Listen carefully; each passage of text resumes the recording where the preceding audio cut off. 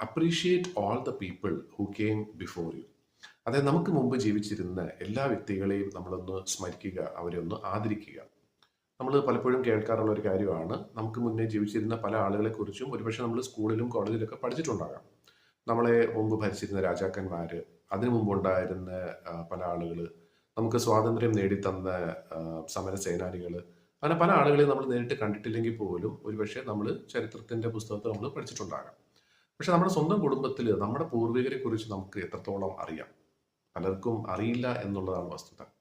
അപ്പൊ പണ്ടത്തെ കാലത്ത് ശരിക്കും പറഞ്ഞാൽ അവളുടെ കൂട്ടുകുടുംബമായിരുന്ന ഉണ്ടായിരുന്ന സമയത്ത്, അങ്ങനെ ഒരു സമ്പ്രദായം ഉണ്ടായിരുന്ന സമയത്ത് ഒരു കൊച്ചുകുട്ടി, ഇപ്പോൾ ഒരു 5 വയസ്സൊരു കുട്ടിയാണെങ്കിൽ ആ കുട്ടിയുടെ അച്ഛൻ, അതേപോലെ തന്നെ മുത്തച്ഛൻ, ആ മുത്തച്ഛൻ്റെ അച്ഛനുണ്ടെങ്കിൽ അല്ല അച്ഛനമ്മ ഉണ്ടെങ്കിൽ അവരും എല്ലാം ഒന്നിച്ചായിരുന്നു താമസിച്ചുകൊണ്ടിരുന്നത്.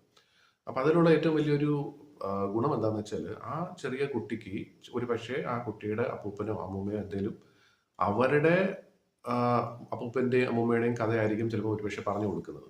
അപ്പം ശരിക്കും പറഞ്ഞാൽ ഈ കുട്ടിക്ക് അറിയുന്നത് അല്ലെങ്കിൽ കാണുന്നത് ഒരുപക്ഷെ 2 തലമുറയായിരിക്കും അതിനു മുമ്പുള്ള.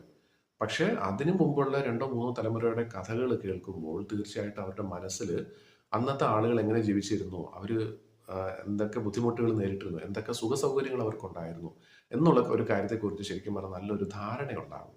ഇത് ശരിക്കും പറഞ്ഞാൽ ഏതൊരു മനുഷ്യനും അത്യാവശ്യം വേണ്ട ഒരു കാര്യം തന്നെയാണ്, അല്ലെ?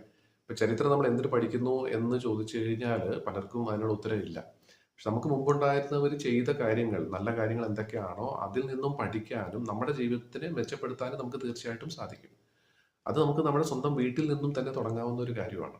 പക്ഷേ നിർഭാഗ്യവശാൽ ഇന്നത്തെ കാലത്ത് അങ്ങനെ കുടുംബങ്ങളില്ല. ഒന്നിച്ച് ജീവിക്കുന്ന കുടുംബങ്ങൾ ഇല്ലാത്തത് കൊണ്ട് അതിന് വേണ്ടിയിട്ട് നമുക്ക് തീർച്ചയായിട്ടും പക്ഷെ ശ്രമിക്കാവുന്നതാണ്. ഇപ്പൊ നമ്മുടെ മുതിർന്നവരാരെങ്കിലും ഉണ്ടെങ്കിൽ അവരോട് ചോദിച്ചു കഴിഞ്ഞാൽ അവർക്ക് മുന്നേ ഉണ്ടായിരുന്ന ആളുകളുടെ കഥകളും കാര്യങ്ങളൊക്കെ കേൾക്കുമ്പോൾ തന്നെ നമുക്കൊരു എന്താ പറയുന്നത്, അവർ പറയുന്ന രീതി അനുസരിച്ച് ആയിരിക്കാം ചിലപ്പോൾ നല്ല രീതിയിൽ നമുക്കത് റിലേറ്റ് ചെയ്യാൻ പറ്റും. നമുക്ക് നേരിട്ട് ഒരു സിനിമ കാണുന്ന പോലെ ആ പൂർവികരൊക്കെ നമുക്ക് കാണാൻ പറ്റും. പിന്നെ നമ്മൾ ഓർക്കേണ്ട വേറൊരു കാര്യം എന്ന് വെച്ചാൽ, ഈ പൂർവികരിൽ നമ്മളൊരു കുറച്ച് തലമുറ മുന്നോട്ട് പോയി കഴിഞ്ഞാൽ എത്ര പേരുണ്ടായിരുന്നു എന്നുള്ളത് ഏകദേശം നമുക്കൊരു ഐഡിയ പോലും ഉണ്ടാവില്ല. ഒരു ഒരു ഏകദേശം ഒരു 10 തലമുറ നമ്മൾ പുറകോട്ട് പോയി കഴിഞ്ഞാൽ ഒരു പക്ഷേ 1000 ആൾക്കാരുണ്ടാകും നമ്മുടെ പൂർവികരായിട്ട്. അതേപോലെ തന്നെ ഒരു 20 30 അല്ലെങ്കിൽ 50 തലമുറ നമ്മൾ പുറകോട്ട് പോയി കഴിഞ്ഞാൽ ഒരുപക്ഷെ ലക്ഷക്കണക്കിന് ആളുകൾ ഉണ്ടായിരുന്നിരിക്കാം നമുക്ക് പൂർവികരെന്ന് പറയാനായിട്ട്. ഈ പൂർവികരിൽ ആരെങ്കിലും ഒരാളെങ്കിലും ഇല്ലായിരുന്നെങ്കിൽ ഒരുപക്ഷെ നമ്മൾ ജനിക്കില്ലായിരുന്നു.